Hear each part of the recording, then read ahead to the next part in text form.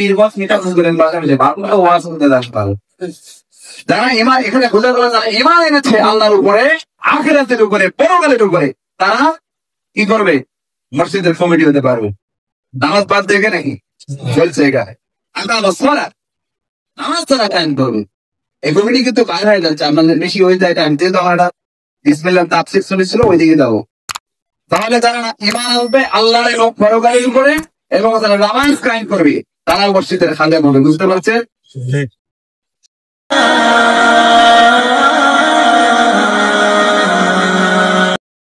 আলহামদুলিল্লাহ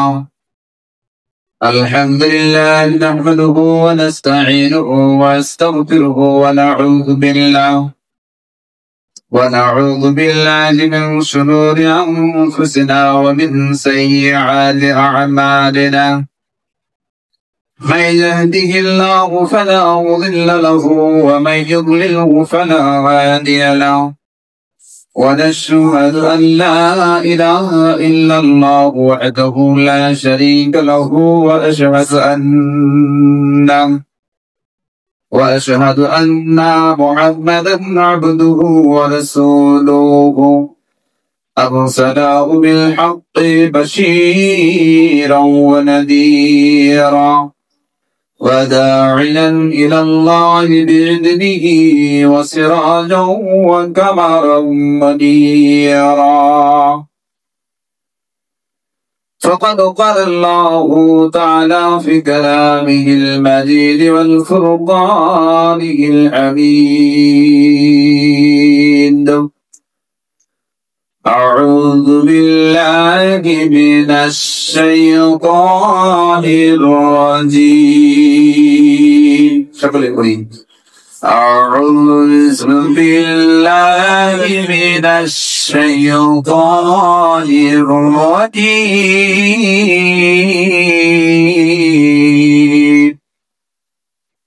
بسم الله الرحمن الرحيم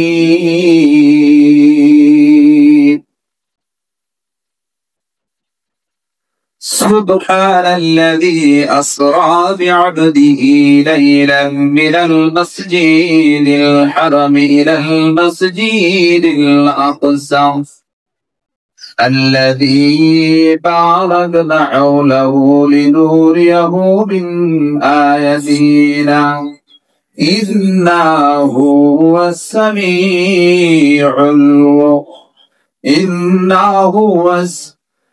صدق الله العظيم وقال الله تعالى في كلامه المجيد والفرقانه الحميد ما كان للمشركين أن يعمروا مساجد الله شهيدين على أنفسهم بالكفر أولئك حبطت أعمالهم وفي نار هم خالدون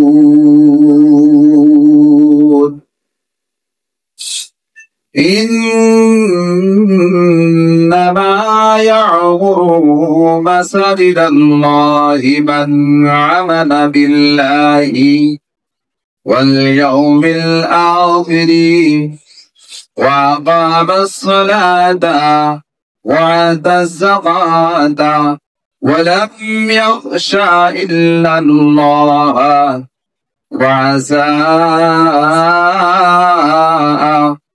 أولئك أن يكونوا من المهتدين صدق الله العزيز وقال رسول الله صلى الله عليه وسلم لا وددت أن أفتن في سبيل الله ثم أقتل ثم أحيا ثم أقتل ثم أحيا ثم أقتل ثم أحيا إلى آخر الحديث সম্মানিত মুসল্লিয়াত কেরাম, আল্লাহ তাবারক ওয়া তাআলার শানে শুকরিয়া জ্ঞাপন করছি। সকলে বলি আলহামদুলিল্লাহ, সুম্মা আলহামদুলিল্লাহ। অথবা বিশ্ব নবীর শানে দরুদ প্রেরণ করি, সকলে বলি সাল্লাল্লাহু আলাইহি ওয়াসাল্লাম। সম্মানিত হাজির, মসজিদের পক্ষ থেকে বলা হয়েছিল কমিটি যদি আমরা করি, এই মসজিদের যদি কমিটি করি, তাহলে এই কমিটিতে থাকা ব্যক্তিত্বের ব্যক্তিগুলো কে হতে পারে? এটা কোরআনের সমাধান আছে না? বিশ্বাস আছে তো? আয়াত যদি অতিবাহিত হয়ে গেছে। একটির মধ্যে বলা হয়েছে মুশরিকরা যখন নিজেরাই তাদের কর্মের কথা স্বীকার করে, মুশরিকরা যখন তাদের নিজের কর্মের কথা স্বীকার করে যে আমরা এই কাজগুলির সঙ্গে জড়িত, এই অপকর্মগুলির সঙ্গে জড়িত, তারা মসজিদের খাদেম হবে, হেরেম শরীফের আবার তদারকি করবে, এটা হতে পারে না। আল্লাহ এই কোরআনে বলে দিয়েছে। এর দ্বিতীয় আয়াতে আল্লাহ বলে দিলেন, আয়াত নাম্বার বলে দিচ্ছি, সূরার নামও বলে দিচ্ছি, তাহলে আপনাদের জন্য সহজ হবে না? সহজ হবে তো? সূরা তাওবা, মনে থাকবে? সূরা তাওবা 16, 17, 18 এই তিনটি আয়াত রিসার্চ করে দেখবেন, মোতালা করে দেখবেন মসজিদের কমিটি দিন কারা আসতে পারবো। তার মধ্যে বেদ আয়াত আমি তেলাওয়াত করছি।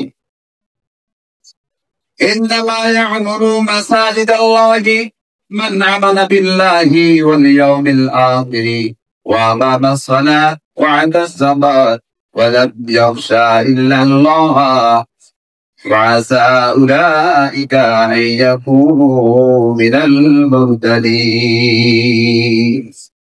الله أكبر। তারা মসজিদের তদারকি করবে কারা? আল্লাযীনা আমানু, যারা ঈমান এনেছে।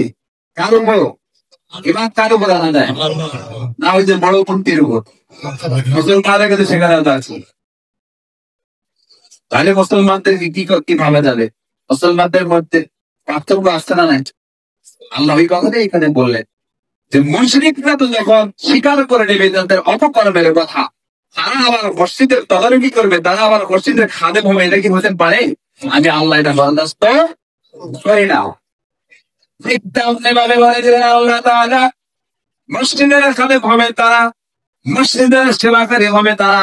কমিটির সেবা করে নাই না কেন করে? আমি কি আসি করবো? আমি আসি করবো দয়া করে।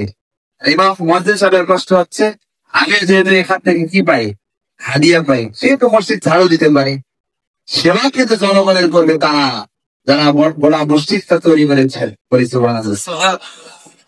এদের ব্যাপারে আল্লাহ বললেন, হ্যাঁ আমার বান্দারা, তোমরা তোমাদের মসজিদের ব্যাপারে যখন সিদ্ধান্ত গ্রহণ করবা, তখন পূর্ণাঙ্গভাবে সিদ্ধান্ত নিয়ে নিবে যারা আল্লাযীনা আমানু, ইন্নাল্লাযীনা ইয়া'মুরু মাসাজিদাল্লাহি মান আমানা বিল্লাহি, তারা অবশ্যই মসজিদের খাদেম হতে পারবে, তারা মসজিদের সেবা করতে পারবে, তারা সদস্য হতে পারবে, তারা কমিটি হতে পারবে।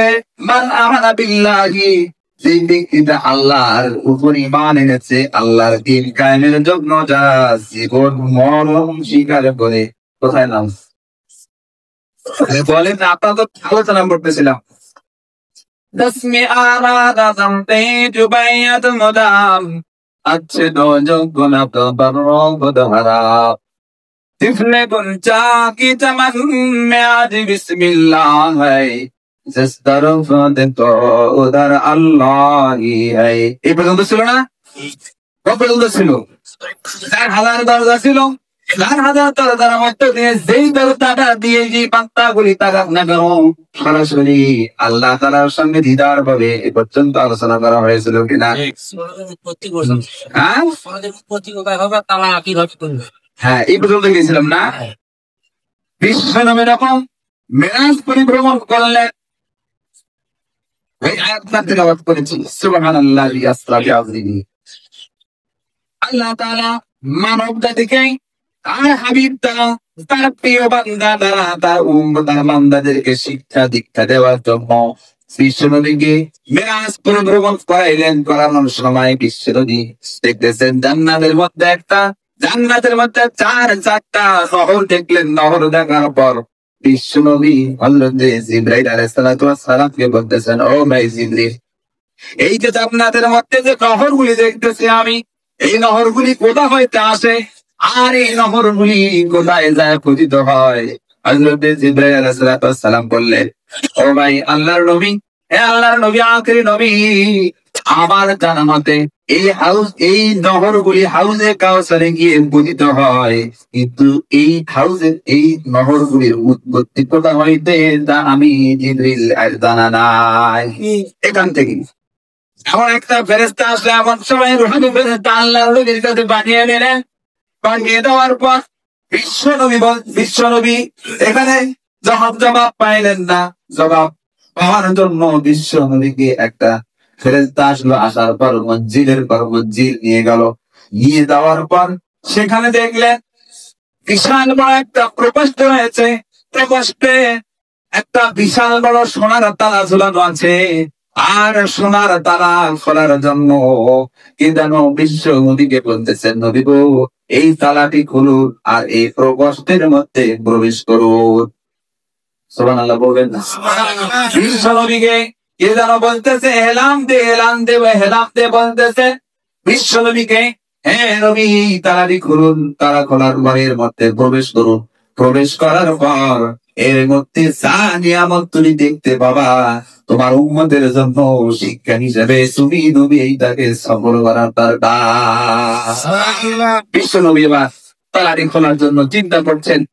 বলছেন, এই তালা খোলার চাবি কোথায়? কেউ তো না আবার বলতেছেন, এই তালা খোলার জন্য কোনো চাবি লাগে না। চাবি আল্লাহ তাআলার পক্ষ থেকে 19টি পরের একটা সত্য স্বয়ং সম্পূর্ণ আয়াত হলো বিসমিল্লাহির রহমানির রহিম। সুবহানাল্লাহ। নবী পাক সাল্লাল্লাহু আলাইহি ওয়াসাল্লাম তেলাওয়াত করেছে, তালাটি খুলে গেছে। বলে সুবহানাল্লাহ। বিশ্বনবীকে বলছেন এর মধ্যে প্রবেশ কর।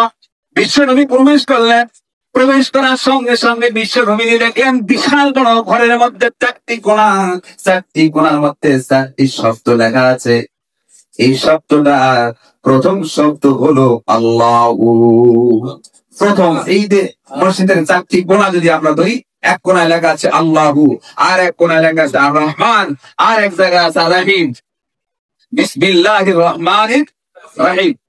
বিশ্বনবীকে এবার আল্লাহ তাআলা এই ফেরেশতার মাধ্যমে জানিয়ে দিচ্ছেন যে, আমার হাবিব, তুমি যে নহরগুলির কথা জিজ্ঞেস করেছিলে আমার জিবরাইলকে, উত্তর দিতে পারেনি।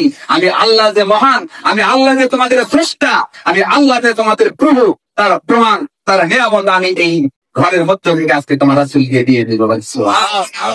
বিশ্বনবী দেখলে প্রথম কোণায় লেখা আছে আল্লাহু, প্রথম কোণায় লেখা আছে আল্লাহু, দ্বিতীয় কোণায় লেখা আছে আর রহমান, তৃতীয় কোণায় লেখা আছে আর রহিম, আর তৃতীয় কোণায় লেখা আছে আর রহমান, চতুর্থ কোণায় লেখা আছে আর রহমানির রহিম। প্রথম কোণা থেকে যে শব্দটি আসছে আল্লাহু, আল্লাহ তাআলার লীলা খেলা, বিশাল ব্যাখ্যা নেওয়ার শব্দ নাই। প্রথম যে শব্দ আছে আল্লাহ, আল্লাহ শব্দের যে মিল, আল্লাহ শব্দের যে গোল হা, এই গোল হা থেকে আল্লাহ তাআলা এই পানির নহরটি জারি করে দিয়েছে। এরপরে লেখা আছে আর রহমান, আর রহমানের নুন শব্দ হইতে আল্লাহ তাআলা শরাবের নহরটি জারি করে দিয়েছে। তৃতীয় নম্বর কোণায় লেখা আছে, তৃতীয় কোণায় লেখা আছে আর রহিম, আর রহিম শব্দের মিম বর্ণ হইতে আল্লাহ রাব্বুল আলামিন মধুর নহরটি জারি করেছে। তৃতীয় শব্দ, চতুর্থ শব্দের মধ্যে লেখা আছে আর রহমান, আর রহিম, আর রহিম শব্দের মিম বর্ণ হইতেও আল্লাহ রাব্বুল আলামিন মধুর নহরটি জারি করে দিয়েছে। তাহলে 4টি যে বর্ণ, 4টি বর্ণ থেকে 4টি নহর আল্লাহ তাআলা এই প্রকোষ্ঠ থেকে জারি করেছে। আর এই নহরের ব্যাপারেও আল্লাহ পীর বস নিটা হুজুরের মাঝে বাংলা ওয়াজ করতে আসতে যারা ইমান এখানে বোঝা গেল যারা ইমান এনেছে আল্লাহর উপরে, আখিরাতের উপরে, পরকালের উপরে, তারা কি করবে? মসজিদের কমিটি হতে পারবে। নামাজ বাদ দেখে নাকি চলছে এখানে নামাজ তারা টাইম করবে। এই কমিটি কিন্তু বাইরে হয়ে যাচ্ছে, আপনাদের বেশি হয়ে যায় টাইম দিয়ে তখন একটা বিসমিল্লাহ তাফসীর চলেছিল, ওইদিকে যাবো। তাহলে যারা ইমান আনবে আল্লাহর এবং পরকালের উপরে এবং যারা নামাজ কায়েম করবে তারা মসজিদের খাদেম হবে। বুঝতে পারছেন? এরপরে যারা জাকাত দেবে, জাকাত দেন তো না, আবার দিব তো ইনশাল্লাহ, আমাদের উপর যখন আসবে অবশ্যই দিব, আমরা বলি ইনশাল্লাহ। এরপরে যারা জাকাত দেবে তারা মসজিদের খাদেম হতে পারবে। এরপরে যারা আল্লাহর ন্যায় অন্যায় ভিন্ন নির্দ্বিধায় বাধাগুলিকে বাধা মনে করবে, আল্লাহর হুকুমগুলিকে হুকুম মনে করবে, অর্থাৎ হালালকে হারাম মনে করবে, হালালকে হালাল মনে করবে, আর হারামকে হারাম মনে করবে, এই ব্যক্তিগুলো অবশ্যই বলুত মানুষের কাছে যেমন ভালো তেমন আল্লাহর কাছেও ভালো হওয়ার যোগ্যতা আছে না না?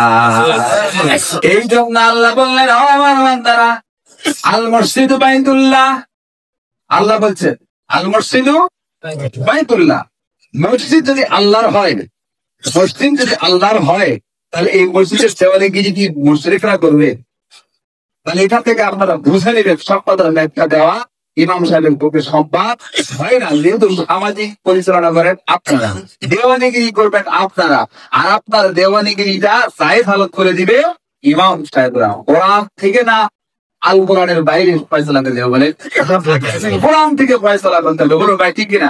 সুতরাং মসজিদের কমিটির ব্যাপারে আরো বড় প্রশ্ন আছে। যারা দিনদার, যাদেরকে দেখলে মনে হয় ভালো, এটা সুদখোর নয়, এটা ঘুষখোর নয়, এটা জেনা করে না, এটা কোরআনের বিপক্ষে যায় না, এটা কি করে, এটা ছাত্র মারার পক্ষে যায় না, এরাই তো ভালো মানুষ মনে করেন। আল্লাহ তাআলা এটাই বলছেন যে মসজিদের ব্যাপারে এটাই হবে ফয়সালা। আশা করি আরো দিকে বেশি যাওয়া লাগবে না।